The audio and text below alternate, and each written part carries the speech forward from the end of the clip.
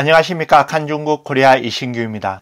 꽃은 붉고 부드나무 잎은 푸른 따스한 5월의 봄, 뜻밖에도 중국에는 이상 징후가 많이 나타나고 있습니다.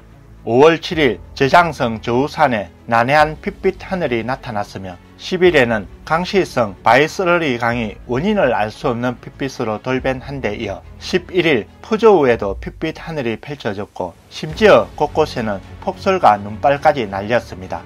11일 오후 간수성 칭량시 한현과 하처현에 갑자기 우박이 쏟아지는 등 같은 날 16시쯤 산시성 여러 내 지역에 대형 우박이 쏟아져 예난시 안사이구 저단현, 우치현, 간치안현 등에서 농작물 피해가 속출했다고 중국 언론이 보도했습니다.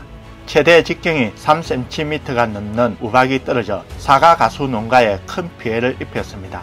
현장에 있던 기자들조차 서민들의 상황이 너무 어렵고 힘들다고 전했습니다. 중국 기상예보가 공식 웨이보는 최근 봄에 동사할 뻔했다는 문장을 올렸습니다.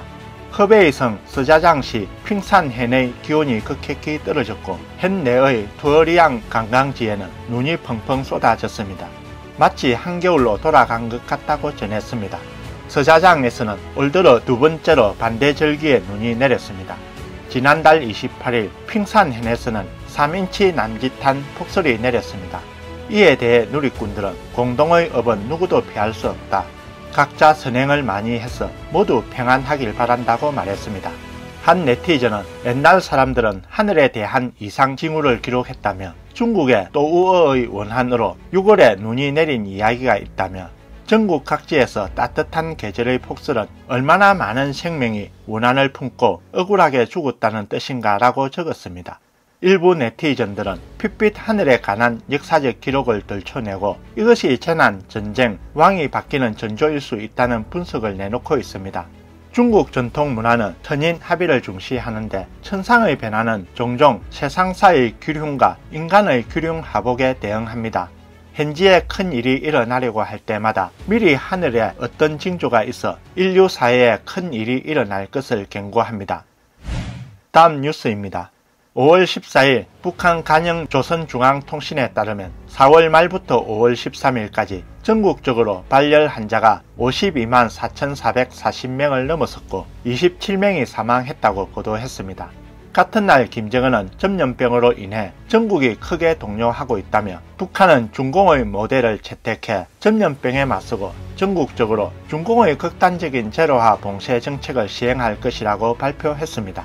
이에 앞서 북한 국가비상방역사령부는 12일 오전부터 전국 시군을 전면 봉쇄하고 사업 단위, 생산 단위, 거주 단위까지 격리 봉쇄하라는 명령을 내렸습니다. 5월 15일 북한 간영 매체 조선중앙TV 보도에 따르면 평양 시내를 찍은 영상을 보면 거리 모습은 공식 봉쇄 발표 이후 행인과 차량이 거의 없어 마치 텅 빈 도시처럼 보인다고 보도했습니다. 2020년 1월 중국 우한에서 전염병이 발생하자 북한은 국경을 폐쇄했지만 전염병을 막지 못했습니다. 외부에서는 북한이 이번에 도시를 봉쇄하는 것도 헛수고가 될 것이라는 의구심이 든다고 합니다.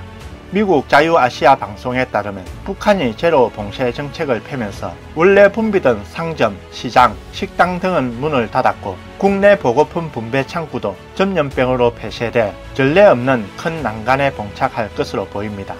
세종연구소 최은주 연구원은 물자 유통이 막히면 가장 취약한 계층이 식량과 생활용품 확보에 가장 먼저 어려움을 겪는다며 정부 물자 배급에만 의존할 뿐 미리 줄을 서서 사재기를 할 기회조차 없다고 말했습니다.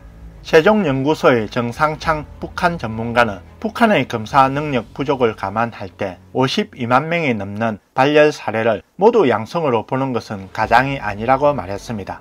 그는 북한의 실제 감염자 수가 더 많을 수 있다고 추정했습니다. 오늘 뉴스는 여기까지입니다. 구독과 좋아요는 격려입니다. 공유는 나눔의 시작입니다. 시청해 주셔서 감사합니다.